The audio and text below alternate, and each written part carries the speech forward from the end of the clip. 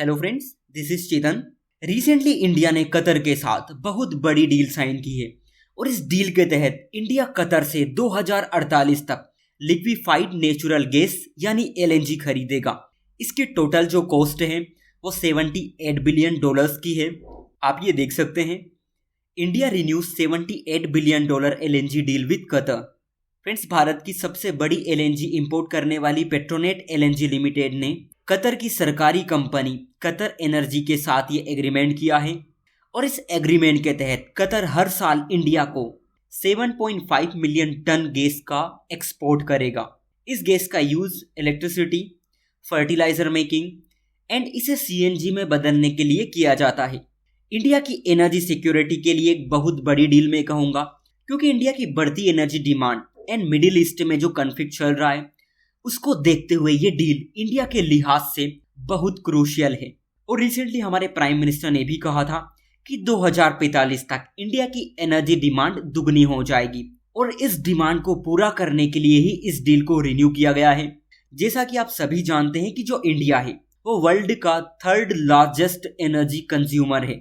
इसी के साथ भारत 2070 तक नेट जीरो कार्बन एमिशन का लक्ष्य लेकर चल रहा है, जिसमें नेचुरल गैस की जो भूमिका है बहुत ही अहम होने वाली है। इंडिया की कोशिश है कि भारत सरकार देश में प्राकृतिक गैस के यूज के शेयर को, जो कि अभी 6.5% है, इसे बढ़ाकर 2030 तक 15% करे। इस एग्रीमेंट को इस लिहाज से भी जरूरी बताया जा रहा है क्योंकि इस डील को करंट एग्रीमेंट से भी काफी कम कीमत पर साइन किया गया। इंडिया ने इस डील में करीब $6 बिलियन सेव किए, जो कि एक बहुत बड़ी बात है। अगर आप कतर की लोकेशन देखेंगे तो ये रहा हमारा प्यारा भारत, ये है कतर। इसे आप इस मैप में देखिए, ये है कतर। इसकी जो कैपिटल है दोहा है। आपने दोहा का नाम कई जगह सुना होगा, दोहा एग्रीमेंट, दोहा वार्ता, इन सभी चीजों के लिए।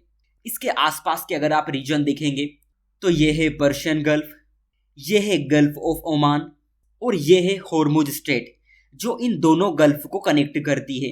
ये एक फेमस सी रूट है जो इंडिया को मिडिल ईस्ट से कनेक्ट करता है।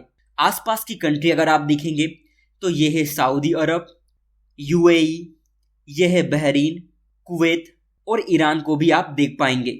फ्रेंड्स, इंडिया एंड कतर के बीच जो करंट एग्रीमेंट है वो 1999 में हुआ था, जो 2028 तक के लिए था एंड इसी डील के थ्रू इसे रिन्यू किया गया, जिसे 20 साल बढ़ाकर 2048 कर दिया गया है। अमेरिका के बाद कतर वर्ल्ड का सेकंड लार्जेस्ट एलएनजी एक्सपोर्टर है। ये हर साल 77 MTPA यानी millions of tons per annum gas का प्रोडक्शन करता है। ऐसा नहीं है कि इंडिया अपनी एलएनजी की जो जरूरत है वो सिर्फ कतर से पूरी करता है। इसके अलावा जो इंडियन कंपनीज हैं वो एलएनजी के लिए ऑस्ट्रेलिया एंड अमेरिका के साथ भी एग्रीमेंट कर चुकी है, लेकिन भारत अपनी यूज की आधी से ज्यादा एलएनजी केवल कतर से ही इंपोर्ट करता है।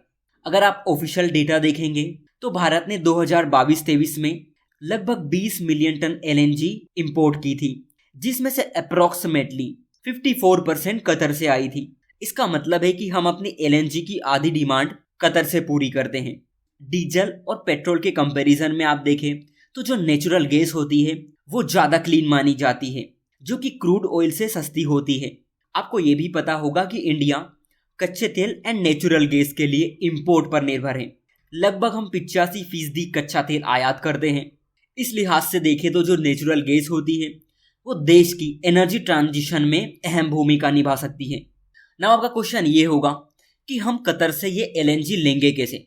देखिए, इसे समझने के लिए आपको दो टर्म्स क्लियर होनी चाहिए। एक है एक्स शिप बेसिस, जिसे DIS कहते हैं, और एक है फ्री ऑन बोर्ड यानी FOB। फ्री ऑन बोर्ड में सिस्टम ये रहता है कि अगर कोई देश गैस खरीद रहा है तो उसे लाने ले जाने का इंतजाम उसी देश को करना पड़ता है जो खरीद रहा है। वहीं DIS में यानी एक्स शिप बेसिस में ये जो रिस्पॉन्सिबिलिटी होती है बेचने वालों की होती है। 1999 में जो हमने एग्रीमेंट किया था वो फ्री ऑन बोर्ड के बेस पर किया था, और जो ये वाला एग्रीमेंट है हमने DIS यानी एक्स शिप बेसिस पर किया। इसका मतलब है कि कतर अपने जहाजों से ही एलएनजी की जो आपूर्ति है वो इंडिया को करेगा। फ्रेंड्स, कतर के साथ ये जो एग्रीमेंट किया है ना, वो एक नेशनल इंपोर्टेंस की डील है, जो ना सिर्फ इंडिया की एनर्जी सिक्योरिटी इंश्योर करेगी बल्कि क्लीन एनर्जी के साथ साथ इंडिया के एनर्जी ट्रांजिशन गोल को भी इनकरेज करेगी।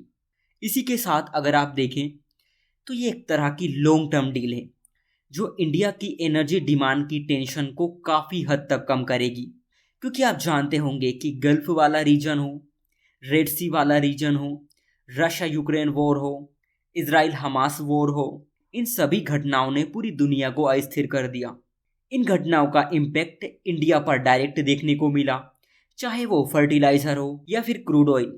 इस लिहाज से देखें तो ये जो डील है वो एनर्जी की लॉन्ग टर्म प्लानिंग के लिए काफ़ी ज़रूरी थी।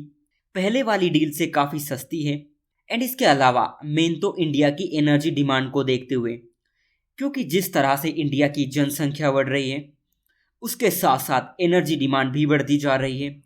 कोई सी भी गवर्नमेंट हो उन पर यह प्रेशर जरूर रहता है कि वो कंट्री की एनर्जी डिमांड को पूरा करते हुए इकोनॉमिक ग्रोथ को रफ्तार दे। इंडिया की तरफ से पेट्रोनेट कंपनी इसका इंपोर्ट करेगी। फ्रेंड्स, ये पेट्रोनेट कंपनी है, ये ONGC, इंडिया ऑयल, गेल और भारत पेट्रोलियम का जॉइंट वेंचर है।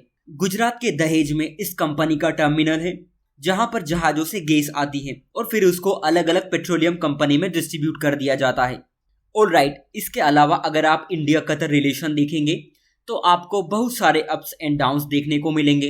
वैसे इंडिया एंड कतर दोनों कंट्री के जो रिलेशन है वो काफ़ी अच्छे हैं, बट 2022 के टाइम नुपुर शर्मा वाले केस में कतर ने इंडिया के ऊपर कुछ कमेंट कर दी थी। उस टाइम कतर पहला देश था जिसने ये कहा था कि भारत पब्लिकली माफ़ी मांगे। कतर में इंडिया के जो एम्बेसडर हैं उनको बुलाकर उनकी गवर्नमेंट ने कड़ी आपत्ति दर्ज करवाई थी। इसके बाद अगर आप देखेंगे तो इंडियन नेवी ऑफिसर्स को इन्होंने डिटेन कर रखा है, उन्हें फांसी की सजा सुनाई थी। इस पे मैंने एक लेक्चर भी लिया था, आपने देखा होगा। हालांकि गवर्नमेंट उनकी सजा को माफ करवाने के लिए पूरी कोशिश कर रही है। ये दोनों ऐसे किस्से हैं जिनके चलते दोनों कंट्रीज के जो रिलेशन है वो काफी बिगड़ गए थे। हाउएवर, इंडिया के अप्रोक्सीमेटली 8 से 9 लाख लोग वहां काम करते हैं। दूसरी ओर कतर इंडिया को गैस की सप्लाई करता है। कोविड के टाइम कतर ने क्रायोजेनिक टैंकर में petroleum field liquid medical oxygen send की थी। आप सभी जानते हैं कितना बुरा इंडिया के लिए वो टाइम था। इंडिया में ऑक्सीजन की काफ़ी शॉर्टेज हो गई थी एंड ऐसे में इंडिया को कतर से ऑक्सीजन मंगवानी पड़ी थी। फ्रेंड, जो LNG है उसकी अपनी एक अहमियत है। इस गैस को -161 डिग्री सेल्सियस पर तरल अवस्था में चेंज कर दिया जाता है। ये लगभग पूरी तरह मीथेन से बनी होती है। जरूरी बात यह है कि एक पावरफुल ग्रीन हाउस गैस है। ये पाइप्ड गैस की तुलना में 10 गुना अधिक उत्सर्जन करती है। और इसके यूजेस की बात करें तो LNG का यूज पेट्रोल और डीजल की जगह किया जा सकता है। इसका use energy production, industrial activity और ट्रांसपोर्टेशन के लिए किया जा सकता है। सो आज के लिए इतना ही। Thank you.